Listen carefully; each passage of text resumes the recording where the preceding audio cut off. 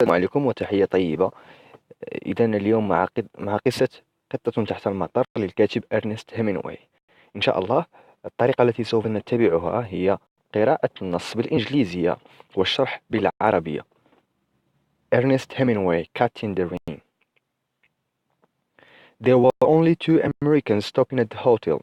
They did not know any of the people they passed on the stairs, on their way to and from their room. The room was on the second floor, facing the sea. It also faced the public garden and the war monument. There were big palms and green benches in the public garden. إذا كان هناك أمريكيان اثنان في غرفة في فندق في إيطاليا. الغرفة تقابل حديقة عمومية وتقابل البحر. الحديقة تحتوي بعض المآثر الحربية. In the good weather, there was always an artist with his easel. Artists liked the way the palms grew and the bright colors of the hotels facing the gardens and the sea. عندما يكون الجو صحوا، an artist with his easel يعني هناك فنان أو رسام بالأحرى. easel هي تلك حاملة اللوحات التي يضعها الرسامون، لأن الرسامون يعشقون ذلك المنظر الجميل.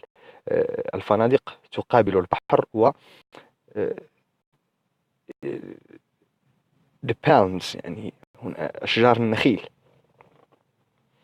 Italians came from a long way off to look up at the war monument. It was made of bronze and glistened in the rain. It was raining. لاحظوا هنا كيف ينتقل الكاتب من إعطائنا معلومة تلو الأخرى. يقول أن الإيطاليون يأتون من مختلف المناطق ليشاهدون تلك المآثر الحربية. التي كانت glistened in the rain يعني مبللة بماء المطر، فقد كانت تمطر. إذا لم يخبرنا أنها كانت تمطر إلا بعد أن احتاج إلى ذلك. The rain dripped from the palm trees. تتقاطر قطرات المطر من أشجار النخيل. أنتم تعلمون عندما تتساقط الشتاء، عندما تسقط الشتاء تلتصق بعض القطرات على أوراق الأشجار، فتسقط تلك القطرات على شكل قطرات غليظة. Water stood in pools on the gravel paths. Gravel paths هو ممر الراجلين، تلك الصخرات أو لا تلك path هي تلك الرجل. ممر الراجلين داخل الحديقة هو gravel paths.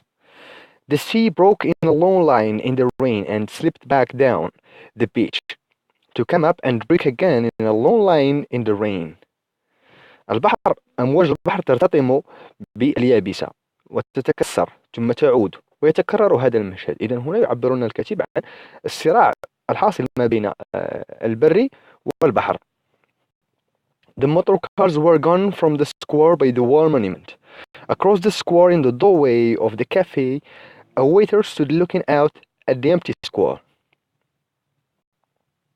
إذن داخل تلك الحديقة كان هناك مربع فارغ، كانت فيه من قبل موتور كارز يعني سيارات لم تبقى هناك لأنها المساء. سوف يقول لنا الكاتب أن المساء وقت الحكي.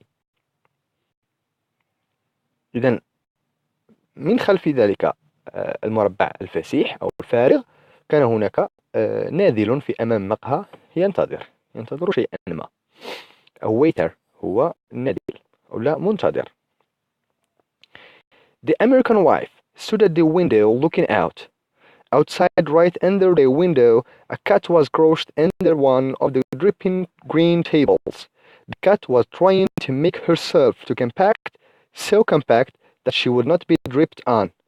إذن كانت الزوجة الأمريكية تشاهد من غرفتهم في الطابق الثاني كما قلنا في الفقرة الأولى.